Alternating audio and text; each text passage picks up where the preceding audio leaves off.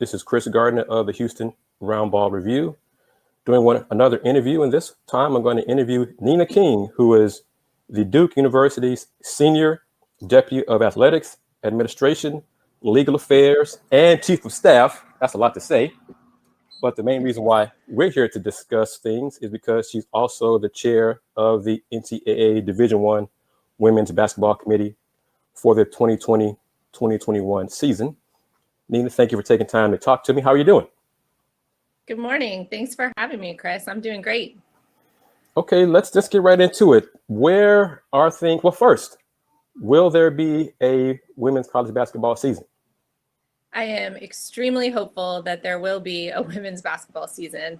I think that we have seen over the past 6 months, what we've learned is that we need to remain fluid, nimble. Things change quickly, daily. Sometimes it feels like hourly.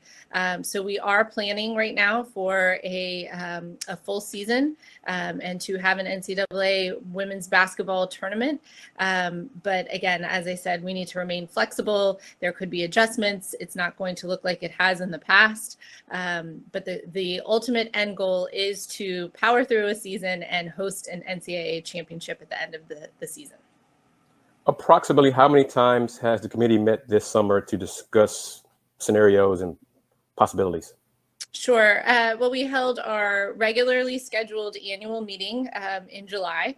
It was a virtual meeting. Those meetings are typically held in the city of the upcoming Final Four. So unfortunately, we did not have a chance to travel to San Antonio, but held virtual meetings.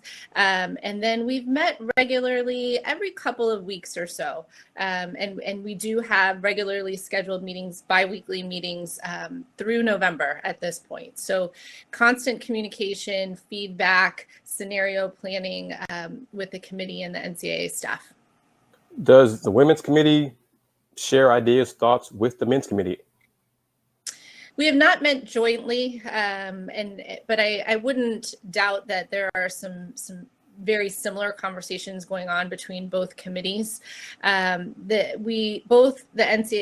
women's and men's basketball committees report to the Women's Basketball Oversight Committee and the Men's Basketball Oversight Committee, respectively. And I do believe those committees have met jointly, but our sport committees have not.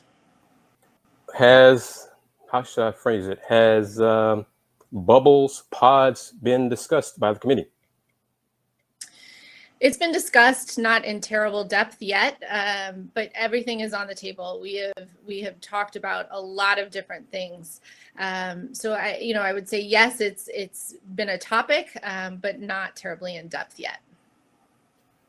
You mentioned earlier about having a season. Does that include non-conference games?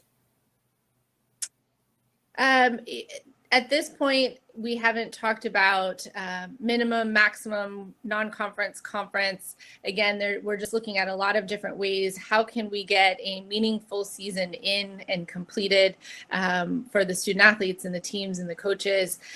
So we haven't put a number on how many non-conference games could be required, should be required, but we are talking about what it could look like an altered season. So whether that means there are no non-conference games or minimal non-conference games, all part of the planning.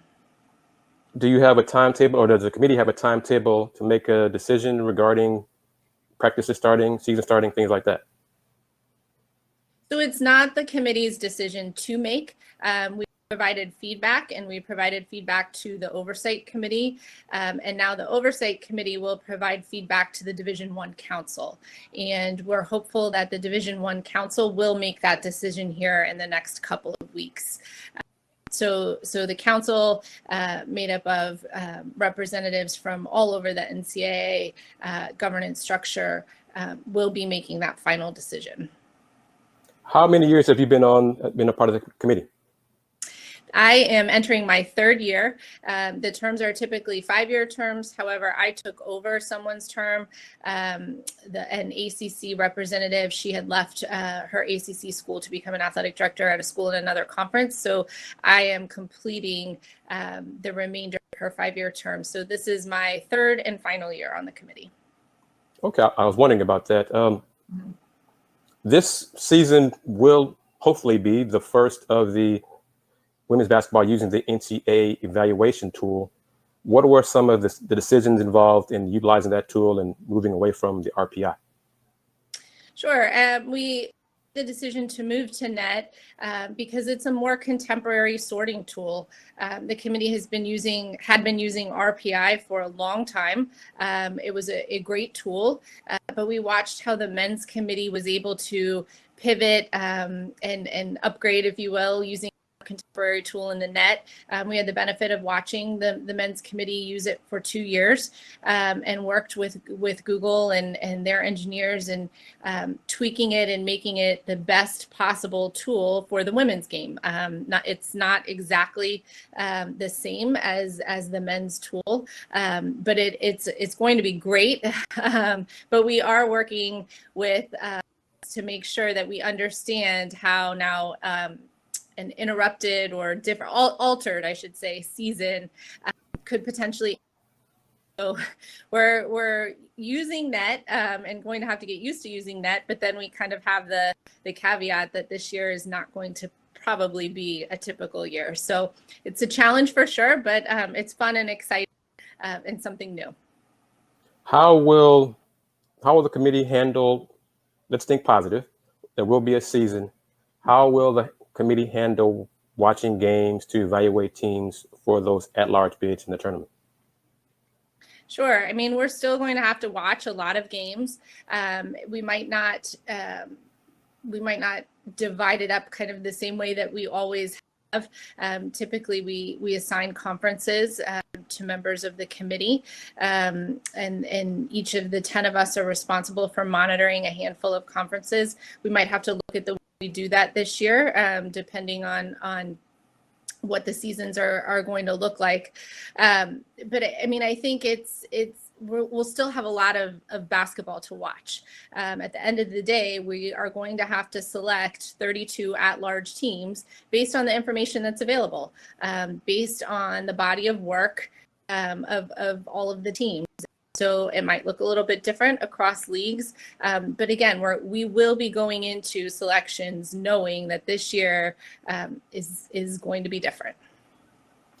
Have the decisions made by the football conferences had any influence on discussions that the committee has had for women's basketball in terms of, for example, the Pac-12 has said that there won't be any winter sports won't start till January 2021.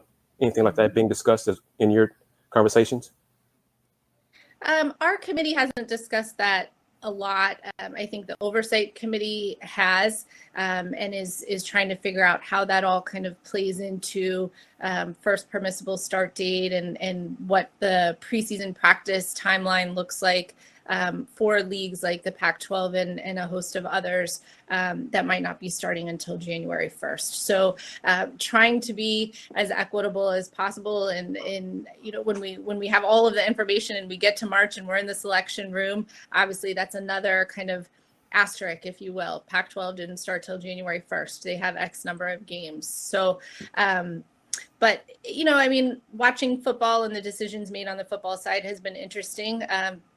And I almost kind of wonder if some of the leagues are going to walk their decisions back. I mean, we've been seeing a lot of talk about the Big Ten and possibly trying to play football in the fall now.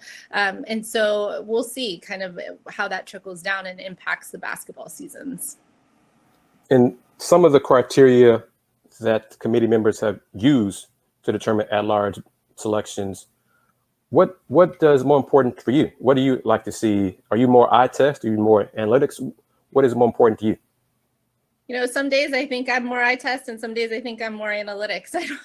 It depends. There are so many criteria that we use, and I find myself trying to be consistent across all of the teams I'm watching and what criteria I'm applying and what kind of wins out more or gives a team a little bit more of an edge than another team. But I think that's the benefit in having 10 committee members that might place value on on criteria differently. And so that's why we do have a committee, and it's not just a computer spitting out 64 teams in a bracket. It's great to have the variety of experiences and perspectives across the 10 of us in the room. So, I mean, I hesitate to say specifically what I put more value on. I go into it each season and make my list. And as I'm watching games, I kind of check off, was it head-to-head or non-conference record or overall record or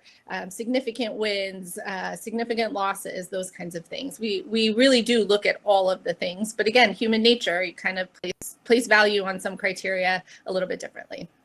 And the net will not replace the criteria. It's just an additional tool, correct?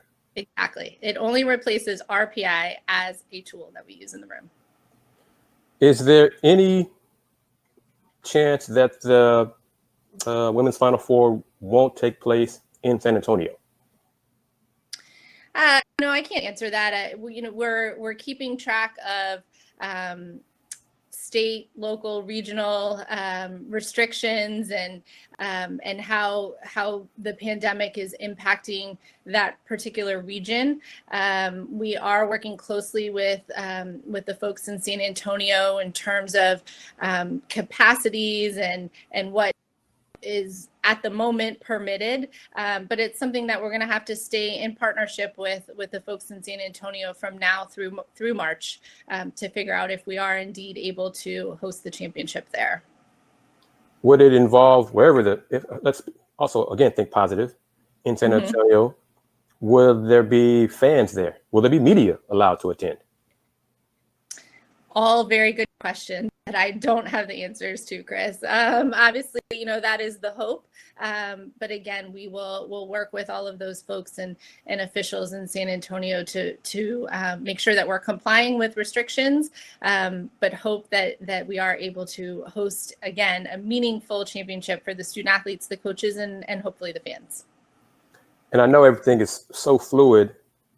What could be a possible timetable for those kind of decisions where if fans or media can or cannot attend? February, January, December?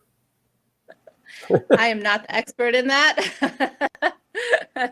Following the lead with our NCAA colleagues and staff, I think the NCAA staff really are the people boots on the ground, working with the San Antonio officials and organizing committee and figuring out that timeline. I saw Tuesday night, I think it was Tuesday night, or maybe Monday night, that Phoenix basketball committee was getting ready to submit their bid to host the 25 or 26 Women's Final Four. How does that process work? Without, I'm not going to pin you down and say the four finalists are, I think, who is it? Phoenix, Columbus, Tampa, and Portland. But yes. Overall, how does the process work to determine a host city for Final Four? Sure. Well, it's a really exciting process. So within our 10-person committee, we have a subcommittee that's site selection. And so we received bids earlier this calendar year from a number of cities that intended to bid on the 25 and 26 Final Four. We narrowed it down to 4 finalists. So the 4 finalists are presenting to our site selection subcommittee. Currently, we're in the process. I think we have 4 of 4 finishing up here this week. And then we'll invite the 4 cities to make a presentation to the full committee in the next couple of weeks in September. I don't have the exact date. And then an announcement will be made along with a lot of NCAA championships. I can't remember the exact number, but the NCAA puts out a huge press release announcing several championship locations, and women's Final Four for 25 and 26 will be in that release. I believe it's in October. Not exactly sure on the dates, but it's a great process, and everybody has done really well pivoting to virtual.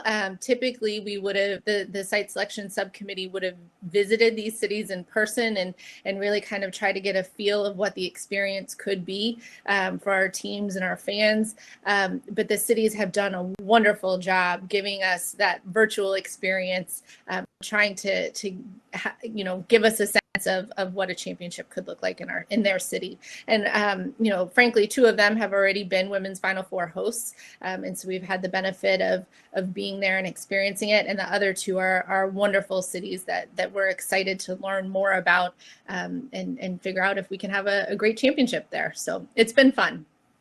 I was at the Columbus Final Four covering it, and I've been to the Tampa Final Fours.